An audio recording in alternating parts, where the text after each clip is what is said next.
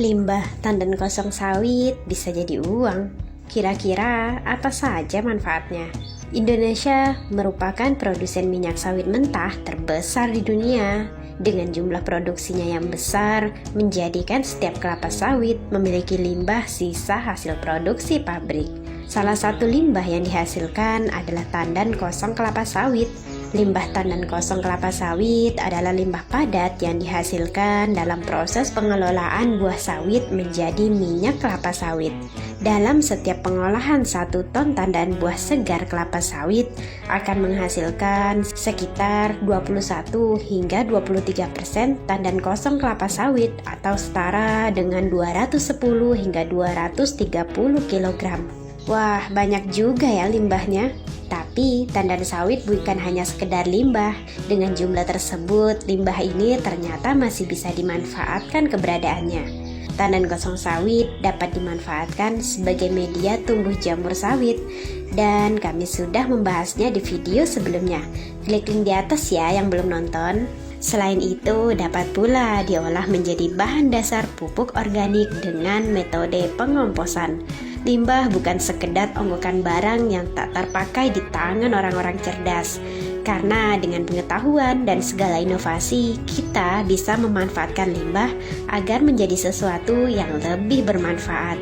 Kegiatan pengolahan limbah tandan kosong kelapa sawit menjadi pupuk kompos ini juga merupakan salah satu usaha yang dilakukan untuk mencegah pembuangan limbah ke lingkungan. Pupuk hasil pengolahan ini bisa dimanfaatkan masyarakat sehingga masih memiliki daya guna yang cukup tinggi.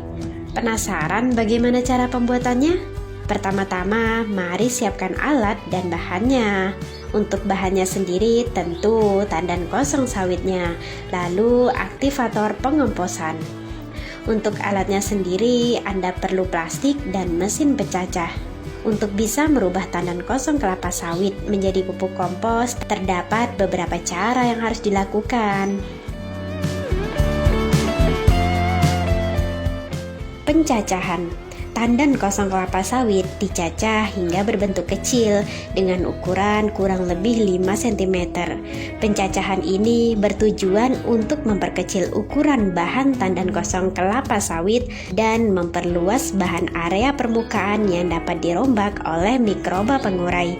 Selain itu, pencacahan juga bertujuan untuk mengurangi kadar air pada tandan kosong kelapa sawit.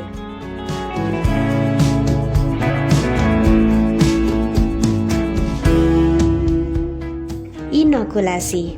Pada tahap ini, untuk mengoptimalkan proses pengomposan dapat ditambah dengan kotoran ternak atau bioaktivator seperti Promi maupun EM4. Agar bahan yang ditambahkan tersebut dapat tercampur dengan rata, dapat dilakukan pembalikan atau pengadukan. Inkubasi. Pada tahap ini, tandan kosong kelapa sawit yang sudah dicacah dan dicampur dengan pengomposan bioaktivator secara merata akan ditutup dengan plastik atau terpal untuk menjaga kelembabannya. Untuk menjaga kelembaban, suhu kompos, dan mencegah penguapan hara. Proses ini membutuhkan waktu kurang lebih 1,5 hingga 3 bulan lamanya.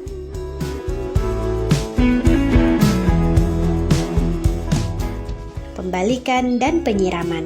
Pembalikan dan penyiraman tumpukan kompos bertujuan untuk menjaga suhu kompos tetap stabil. Pada masa inkubasi, suhu kompos terus dijaga antara 60 hingga 70 derajat Celcius. Hal ini bertujuan untuk mendorong berkembangnya bakteri pengurai bahan organik. Suhu yang tinggi tersebut akan menurun jika kompos sudah matang.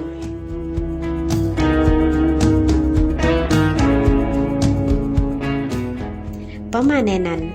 Proses pengomposan berlangsung mulai dari 6 hingga 12 minggu dengan ciri-ciri kompos yang siap digunakan, yakni warnanya coklat tua hingga hitam kecoklatan, berstruktur gembur, baunya seperti tanah, kadar C minimal 20%, kadar airnya 60 hingga 80%, serta kandungan haranya cukup dan seimbang. Setelah dipanen, pupuk kompos tandan kosong kelapa sawit ini sudah bisa langsung diaplikasikan ke tanaman. Manfaatnya secara langsung dari penggunaan pupuk tandan kosong kelapa sawit ini, yakni untuk penggunaan pupuk MOP atau KCI dan dolomit dapat dihilangkan, serta dosis penggunaan pupuk TSP dalam 1 tahun menjadi setengah jika diberikan ke tanaman sawit. Kemudian dapat menyerap dan menahan air sehingga dapat mempertahankan kelembaban tanah.